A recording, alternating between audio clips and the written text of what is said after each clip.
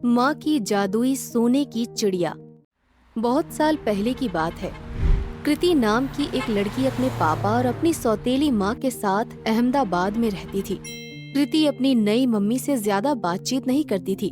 वो अपनी मम्मी की फोटो के पास बैठकर एक सुनहरे रंग की चिड़िया का खिलौना लेकर रोती रहती थी, जो उसकी मम्मी ने उसे बर्थडे पर दिया था। पर नीलम कृति की अच्छी माँ बनने की कोशिश करती थी और उसका बहुत ख्याल रखती थी। ये सब देखकर कृति के पापा खुश होते थे। चलो, मेरी कृति को एक अच्छी माँ मिल गई। अब मैं अपने बिजनेस पर आराम से ध्यान दे पाऊंगा। कुछ सालों बाद नीलम को बेटी होती है, जिसका नाम तान्या रखते हैं। अपनी छोटी बहन को देखकर कृति भी बहुत खुश हो जाती है और अपनी नई माँ के साथ घुल मिल जाती है। कृति के पापा भी अपने काम में बिजी हो जाते हैं। ऐसे ही कृति अपनी सुनहरी चिड़िया से खेल रही होती है। ए कृति, बहुत हो गया तेरा खेलना। जाकर मेरी बेटी का दूध गर्म कर दे। मैंने आज नौकर को छुट्टी दे दी है।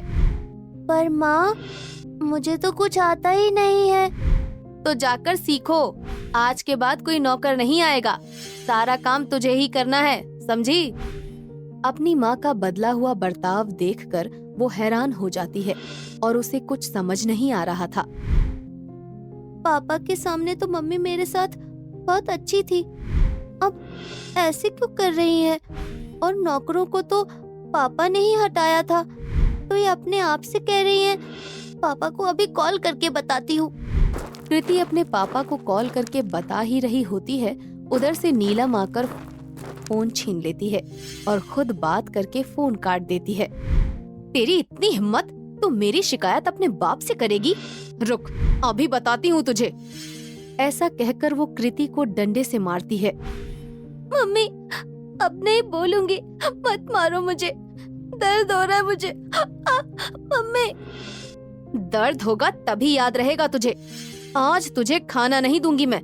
जाकर मेरे लिए खाना बना।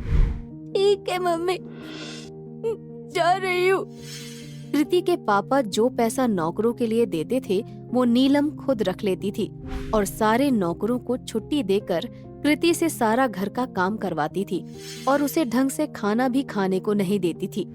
रोज कृति अपनी माँ की दी हुई सोने की चिड़िया को रो रो कर सारी बात बताती थी और उसके साथ खेलते खेलते सो जाती थी।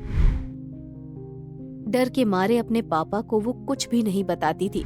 ऐसे ही कृति बड़ी हो जाती है और उसकी सौतेली बहन तान्या भी बड़ी हो जाती है और अपनी माँ के साथ वो भी कृति पर अपना हुक्म चलाती है। कृति, तुमने मेरे वो वाले कपड़े धोकर रखे? नहीं, मैं पढ़ रही थी। मेरा कल पेपर है। मुझे आज पार्टी में जाना है। तुझे इतनी भी अकल नहीं है क्या? जो बोला वो कर दो।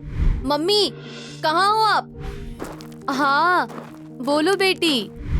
ये देखो, कृति ने मेरे कपड़े भी नहीं धोए हैं और कैसे सारा सामान फैला रखा है। क्यों री कलमुही, तेरे से इतना भी नहीं किया गया, कामचोर? नहीं मम्मी, आज जो पहनकर जाना है वो धो दिया है मैंने। बाकी कल धो दूंगी क्योंकि मेरा पेपर है कल।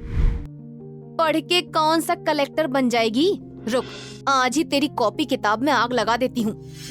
नहीं मम्मी, रहने दो, मैं जा रही हूँ, मैं अभी धो देती हूँ। कृति की सौतेली माँ कुछ नहीं सुनती और उसकी कॉपी किताबों में आग लगा देती है। ये ले, अब पढ़ ले तू। ये क्या किया आपने? मेरा कल इसका पेपर है।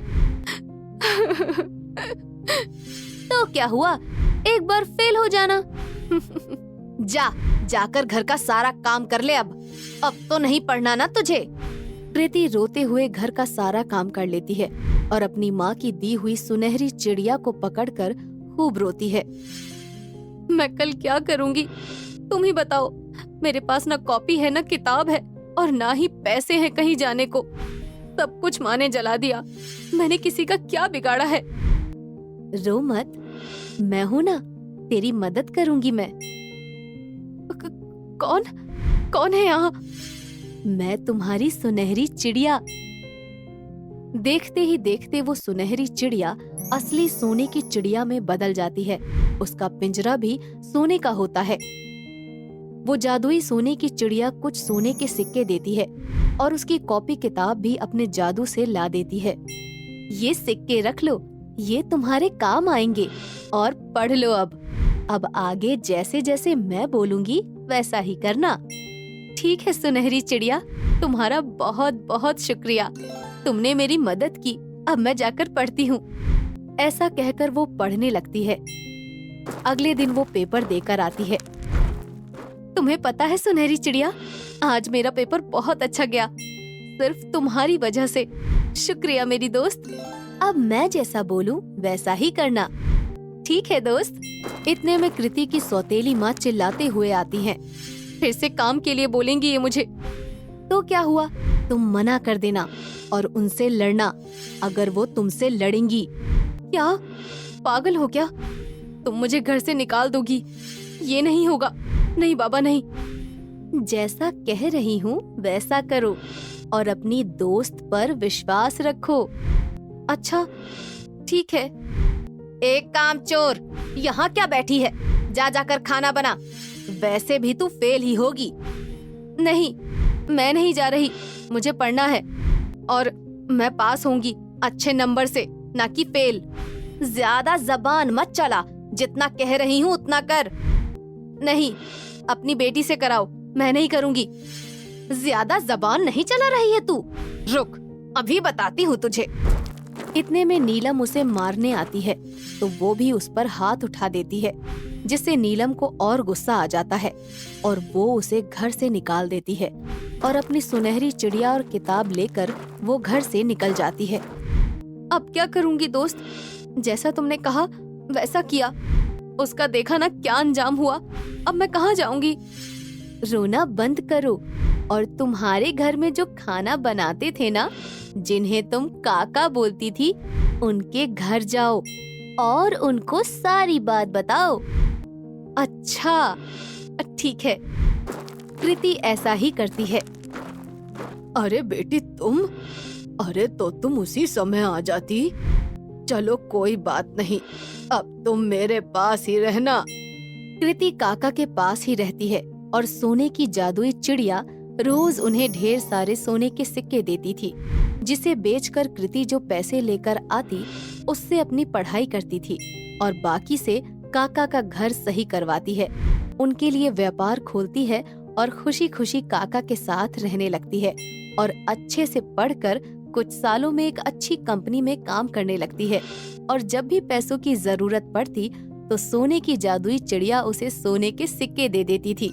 कुछ दिनों में उसके पापा भी विदेश से वापस आ जाते हैं तो वो अपने पापा को सारी बात बता देती है, जिससे उसकी सौतेली माँ और बेटी को छोड़कर उसके पापा उसके साथ रहने लगते हैं।